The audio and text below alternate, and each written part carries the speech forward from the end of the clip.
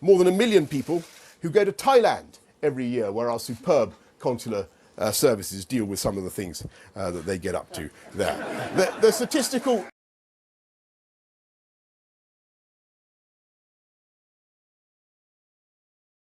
Looks as though he's getting to the lectern now, so let's have a listen. Thank you, Dean. Thank you very much. Well, good morning, everybody. It's great to be here.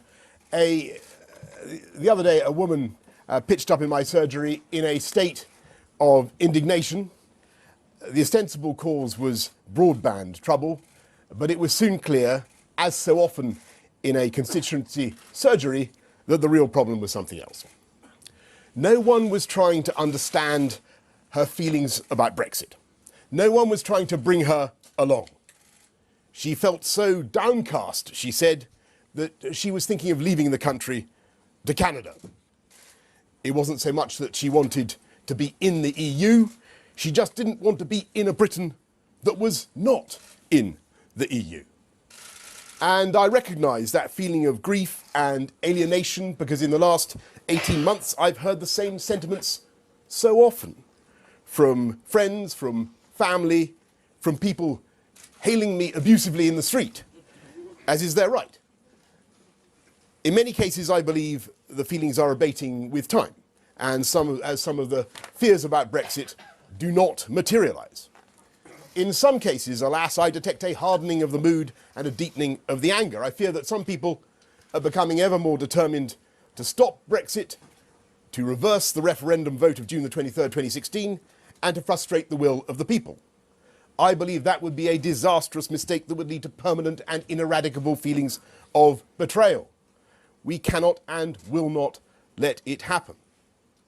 But if we are to carry this project through to national success, as we must, then we must also reach out to those who still have anxieties. And I want today to anatomise at least some of the fears, and to show, to the best of my ability, that these fears can be allayed, and that the very opposite is true, that Brexit can be grounds for much more hope than fear. And I think there are essentially three types of concern about the momentous choice the nation has made. The first is that this is simply a strategic or geostrategic mistake. On this view, Britain is an offshore island comprising fewer than 1% of humanity, and we need to be bound up in the European Union for protection, partly for our own protection, and partly so that Britain can fulfil its historic role of providing protection for other countries of the European continent. I come across quite a few people who think that Brexit has cast us adrift, made our geostrategic position somehow more vulnerable, while weakening the security of the whole of Europe. The second anxiety is essentially spiritual and aesthetic, that by voting to leave the EU we have sundered ourselves from the glories of European civilization. People believe that we have thrown up a figurative drawbridge, made it less easy to live, study, work abroad, and decided to sacrifice the Europeanness in our identities. They fear that the Brexit vote was a vote for nationalism and small-mindedness and xenophobia. They think it was illiberal and reactionary, and that the British have shown the worst of their character to the world, indeed that it was in some sense un-British. And the third objection is the one that occupies most of the debate, the economic fear that we have voted to make ourselves less prosperous, that membership of the EU is vital for UK business and investment, and that the panoply of EU legislation has helped to make life easier for companies and for citizens. People fear the disruption they associate with change, and that our friends and partners in the EU may make life difficult for us. Sometimes these economic anxieties are intensified by other fears, the others about identity and security, so that hitherto recondite concepts like the single market or the customs union acquire unexpected emotive power. Well, look, I believe whatever the superficial attractions of these points, they can be turned on their head. And I want to show you today that Brexit need not be nationalist, but can be internationalist. It's not an economic threat, but a considerable opportunity. Not un-British, but a manifestation of this country's historic national genius. And I can see, obviously, that I'm running the risk in making this case of simply causing further irritation. But I must run that risk, because it is this government's duty to advocate and explain the mission on which we are now engaged. And it has become absolutely clear to me that we cannot take the argument for granted. We cannot expect the case to make itself. That was the mistake of the pro-EU elite in this country when they won the last referendum in 1975. As the Guardian journalist, the late Hugo Young, points out in his book, This Blessed Plot, the most corrupted trait I kept encountering was the sense so prevalent among the Euro elite that having won the decision, they had won the argument. Many exhibited the unmistakable opinion not only that the battle was over, but the other side, however loud it shouted, had simply lost and should now shut up. And he went on to say, the noisier the contest became during the early 1990s, the heavier the silent gloating that accompanied it. From the class that knew it commanded every operational forum, from the antechambers of Whitehall to the boardrooms of big business, from Brussels committee rooms where 1,000 lobbyists thronged to the outposts of the Commission. Well, the boot is now on the other foot, at least in theory. For all their power and influence, every major political party, the CBI, Barack Obama and so on, those voices did not prevail. But is this the time now for the referendum winners to gloat? Should we sit back in silent self-satisfaction? I don't know how many were on the side of leave here today. I don't mind. I don't think we should. It's not good enough for us now to say to Remainers, you lost, get over it. Because we must accept that the vast majority are actuated by entirely noble sentiments. A real sense of solidarity with our European neighbours and a desire for the UK to succeed. All I am saying is that by going for Brexit, we can gratify those sentiments and more. So let me take the three anxieties in turn. To all who worry about our strategic position and the supposed loss of Britain to European security, I can offer this same vital reassurance that the Prime Minister has made so many times, and I believe is welcomed by our partners. Our commitment to the defence of Europe is unconditional and immovable.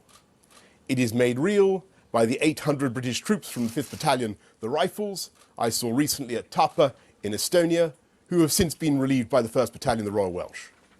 Already this country is the single biggest spender in the EU, both on aid and defence. Although we represent only 13% of the EU's population, we contribute 20% of defence spending, and the RAF's giant C-17 transport aircraft represent 100% of the heavy lift capacity of the whole of Europe, as well as 25% of the overseas aid budget. It makes sense for us to continue to be intimately involved in European foreign and security policy. It would be illogical not to discuss such matters as sanctions together, bearing in mind that the UK expertise provides more than half of all EU sanctions listings. We will continue to be Europeans both practically and psychologically, because our status as one of the great contributors to European culture and civilization, and our status as one of the great guarantors of the security of Europe, is simply not dependent on the Treaty of Rome as amended at Maastricht or Amsterdam or Lisbon.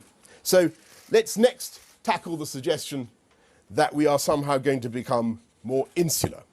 It just flies in the face of the evidence. It was my Labour predecessor, Ernie Bevan, who said, my foreign policy is to go down to Victoria Station and go anywhere I damn well please. And that is pretty much what the British people already do. We have a bigger diaspora than any other rich nation, 6 million points of light scattered across an intermittently darkening globe. There are more British people living in Australia than in the whole of the EU, more in the US and Canada, and as I've just discovered, more than 1 million people who go to Thailand every year, where our superb consular services deal with some of the things that they get up to there. The statistical, on which I make no comment, the statistical trajectory suggests that this wanderlust is most unlikely to abate. In 2016, the British people made 71 million visits to other countries. That is a 70% increase since the mid-1990s, and now more than one foreign trip per person per year. If we get the right deal on aviation and visa-free travel, both of which are in our mutual interest, this expansion of UK tourism will continue, not just beyond the EU, but within the EU itself. We will continue to go on cheapo flights to stag parties in ancient cities, where we'll receive, I'm sure, a warm welcome, and meet interesting people, fall in love, struggle amiably to learn the other European languages, whose knowledge of which, by the way, has suffered a paradoxical decline during our membership of the EU. And there's no sensible reason why we should not continue to be able to retire to Spain, or indeed anywhere else, as we did indeed long before Spain joined what was then called the Common Market. We can continue the whirl of academic exchanges that have been a feature of European cultural life since the Middle Ages, and whose speed of cross-pollination has been accelerated by the internet, as well as schemes like Horizon or Erasmus, all of which we can continue to support, and whose participating scholars are certainly not confined to the EU. For those who really want to make Britain less insular, and we all want to make Britain less insular, don't we? Well, I jolly well hope we do. Policy exchange. Dean, you want to make Britain less insular, don't you? Thank you. Good. For all those who want to make Britain less insular, the answer is not to submit forever to the EU legal order, but to think about how we can undo the physical separation that took place at the end of the Ice Age. Fly over the channel at Dover, and you see how narrow it is. The ferries plying back and forth like buses in Oxford Street. And as you measure the blue straits with your fingers, you can see that this moat is really an overgrown prehistoric river that once flowed down from the mountains of Norway and was fed by its tributaries, the Thames and the Seine and the Rhine. Indeed, Britain and Holland used to be joined in the old days by a territory known as Doggerland. The customs of Doggerland are now lost to history. In 1986, Margaret Thatcher and Francois Mitterrand had the vision to heal the rupture with the first dry crossing. And it is notable that Eurotunnel is now calling for both sides of the channel to prepare for a second fixed link. It does indeed seem incredible to me that the fifth and sixth most powerful economies in the world, separated by barely 21 miles of water, should be connected by only one railway line. I accept that the solution is still a few years off, though the need will be upon us fast. But I say all this to signal something about the attitudes that should inform Brexit. It's not about shutting ourselves off. It's about going global. It's not about returning to some autarkic 1950s menu of spam and cabbage and liver. It's about continuing the astonishing revolution in tastes and styles, in the arts, music, restaurants, sports, that has taken place in this country in my lifetime. Not so much because of EU membership, that would be to commit the fallacy we know in the Foreign Office's post hoc, ergo propter hoc, but as a result of our history and our global links, our openness to people and ideas that has brought 300 languages onto the streets of London, probably the most diverse capital on earth. In that sense, Brexit is about re-engaging this country with its global identity and all the energy that can flow from that. And I absolutely refuse to accept the suggestion that it is some un-British spasm of bad manners. It's not some great V sign from the cliffs of Dover. It is the expression of a legitimate and natural desire for self-government of the people, by the people, for the people. And that is surely not some reactionary Faragist concept. It is to fulfill the liberal idealism of John Stuart Mill himself, who recognised that it is only the nation, as he put it, united among themselves by common sympathies which do not exist between themselves and others. Only the nation could legitimate the activities of the state. It was only if people had this common sympathy that they would consent to be governed as a unit, because this feeling of national solidarity would make them cooperate more willingly than with other people. This is Mill again. Desire to be under the same government, and desire it should be government by themselves or a portion of themselves exclusively.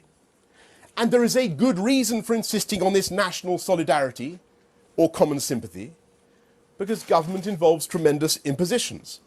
by which we collectively agree to taxation that preempts half our income and obedience to laws, not all of which we think are necessarily sensible. If we're going to accept laws, then we need to know who is making them and with what motives. And we need to be able to interrogate them in our own language. And we must know how they came in authority over us and how we can remove them. And the trouble with the EU is that for all its idealism, which I acknowledge, and for all the good intentions of those who run the EU institutions, there is no demos. Or at least we in the UK, I don't think, have ever really felt part of such a demos, however others in the EU may feel. The British have plenty of common sympathies with the people of France. Of course we do. But it is hard to deny that we also share common sympathies with plenty of non-EU people, Americans, Swiss, Canadians, Pakistanis, Thais. And that is one of the reasons why we in the UK have had such difficulty in adapting to the whole concept of EU integration. To understand why EU regulation is not always suited to the economic needs of the UK, it's vital to understand that EU law is a special type of law, unlike anything else on earth. It's not just about business convenience, it's expressly teleological. It's there to achieve a political goal. The aim is to create an overarching European state as the basis for a new sense of European political identity. British politicians, Labour and Tory, have always found that ambition very difficult. It's hard to make it cohere with our particular traditions of independent parliamentary and legal systems that go back centuries. And in spite of many sheep-like coughs of protest from the UK, the process of integration has deepened and the corpus of EU law has grown ever vaster and more intricate, and ever more powers and competencies have been handed to EU institutions, culminating in the Treaty of Lisbon. Now we have arrangements of such complexity and obscurity that I ask even my most diehard of Remainer friends if they can explain the Spitzenkandidaten process. Can you? Anybody here? Explain that it's part of our constitution. The Spitzenkandidaten, which genuinely delights MEPs in Strasbourg, but mystifies us in the UK. Or can you explain the exact relationship? Here's one.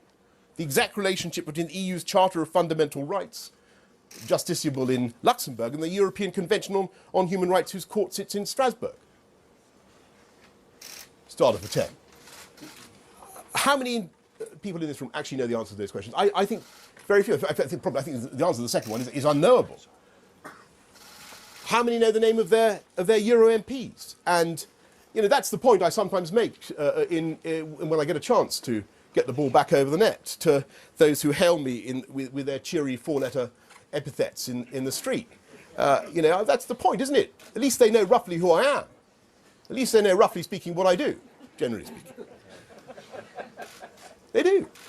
If we wanted to find the person who is responsible for drafting the next phase of EU integration, in which Tony Blair and others would presumably like us to take part, we wouldn't know where to find them, who they are, let alone how to remove them from office. And that is why people voted Leave. Not because they were hostile to European culture and civilization, but because they wanted to take back control. And that's why it's so vital that we don't treat Brexit as a plague of boils or a murrain on our cattle, but as an opportunity and above all as an economic opportunity, which brings me to the last of the crucial reassurances that my side of the argument must give. We would be mad to go through this process of extrication from the EU and not to take advantage of the economic freedoms it will bring. We will stop paying ever more colossal sums to the EU every year, and as the Prime Minister herself has said, that will leave us with more to spend on our domestic priorities, including, yes, the NHS. We will be able to take back control of our borders, not because I'm hostile to immigrants or immigration, far from it.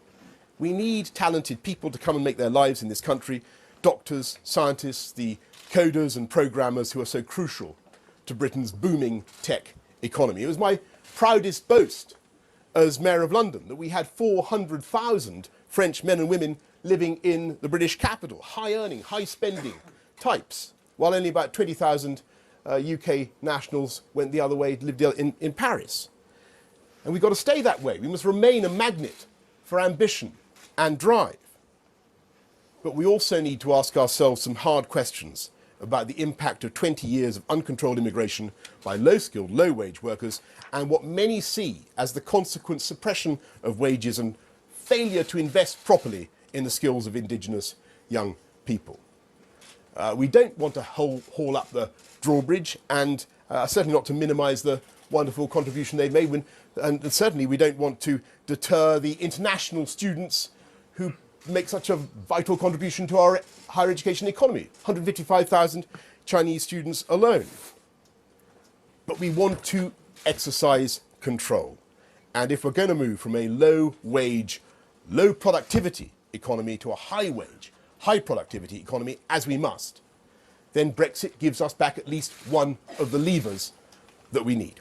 And I'll tell you what, it's very striking, isn't it, since the Brexit vote, that the fortunes of UKIP, the one stridently anti-immigration party in this country, have gone into a long-deserved eclipse.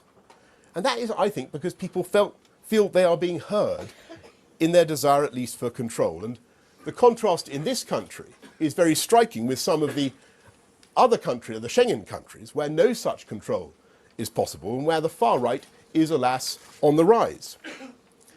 And as the Prime Minister has repeatedly said, we must take back control of our laws. And it would be obviously absurd, as Theresa May said in her Lancaster House and her Florence speeches, which now have the lapidary status of the codes of Hammurabi or Moses. It would be absurd if we were obliged to obey laws over which we have no say and no vote. As the Prime Minister said at Lancaster House, remaining within the single market would, to all intents and purposes, mean not leaving the EU at all. The British people should not have new laws affecting their everyday lives imposed from abroad when they have no power to elect or remove those who make those laws. And there is no need for us to find ourselves in any such position. To those who worry about coming out of the customs union or the single market, please bear in mind that the economic benefits of membership are nothing like as conspicuous or irrefutable as is sometimes claimed. In the last few years, there have been plenty of non-EU countries who have seen far more rapid growth in their exports to the EU than we have, even though we pay a handsome membership fee, as I've mentioned many times. In spite of being outside the stockade, the US, the United States, have been able to increase its exports twice as fast. I think there are 36 countries around the world that have done better than us in exporting into the EU, even though they aren't members. And for those of us within the stockade, the cost of EU regulation is estimated at 4% of GDP by Peter Mandelson and 7% by Gordon Brown, authorities which, for the purposes of this argument, I do not propose to dispute. It's only by taking back control of our laws that UK firms and entrepreneurs will have the freedom to innovate without the risk of having to comply with some directive devised by Brussels at the urgings of some lobby group with the specific aim of holding back a UK competitor. That would be intolerable, it would be undemocratic, and it would make it all but impossible for us to do serious free trade deals.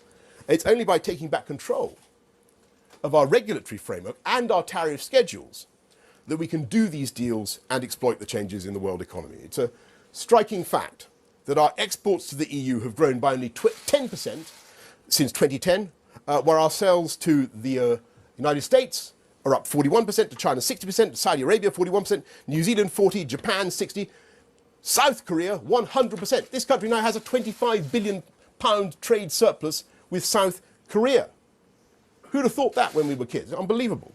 These figures reflect the broader story, that the lion's share of the growth is taking place outside the EU and especially in the Asia-Pacific region.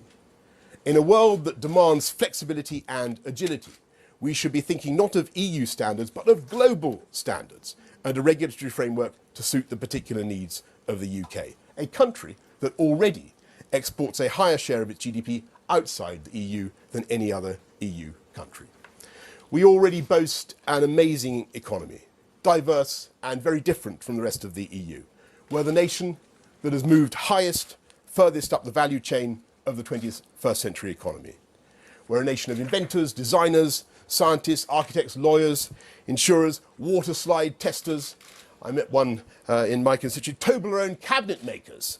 All the Toblerone cabinets in Saudi Arabian airports are made in Uxbridge, I'm delighted to tell you. There are some sectors, such as AI or bulk data, where we really excel. We're streets ahead. And in the future, we may want to do things differently. And of course, we're going to have to comply with EU regulation insofar as we're exporting to the EU.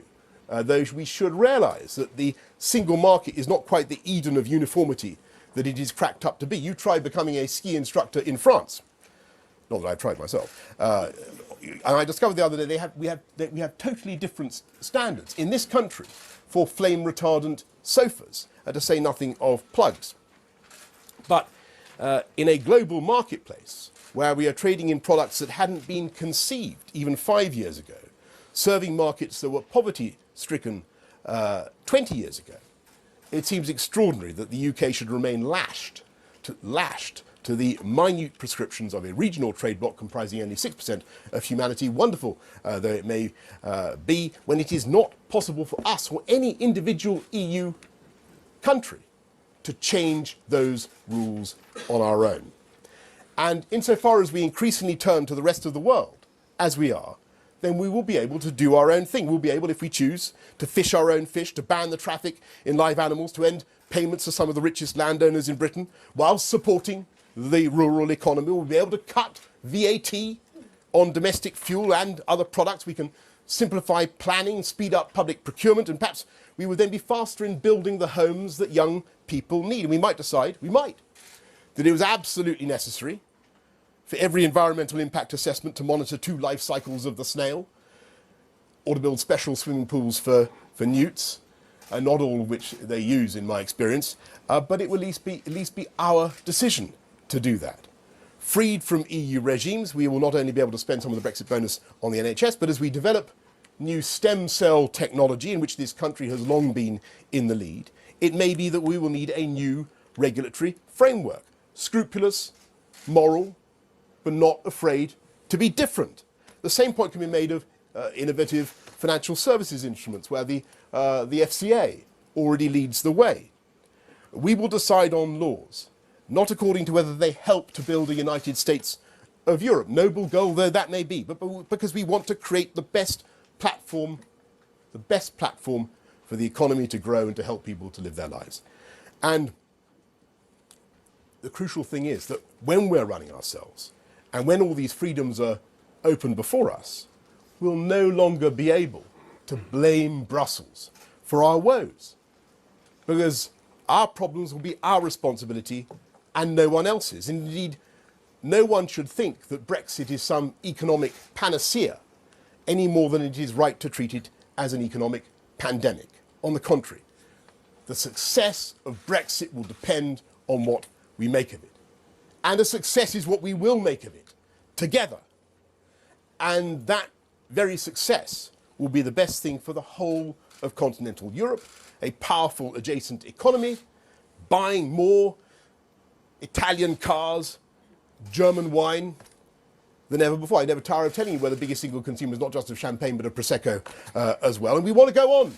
We want to go on in that role. And so I say to my remaining Remainer friends, actually quite a numerous bunch, more people voted for Brexit than have ever voted for anything in the history of this country.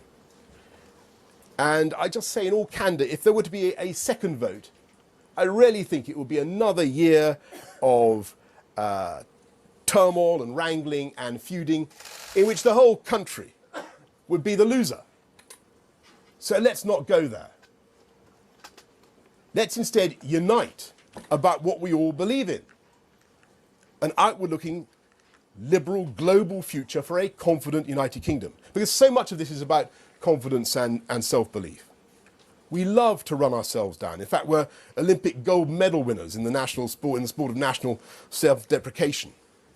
And in the current bout of Brexcosis, we are missing the truth that it is our collective job to ensure that when the history books come to be written, Brexit will be seen as just the latest way in which the British bucked the trend, took the initiative, and did something that responds to the real needs and opportunities that we face in the world today. That we had the courage to break free from an idea, however noble in its origins, that had become outdated, at least for us.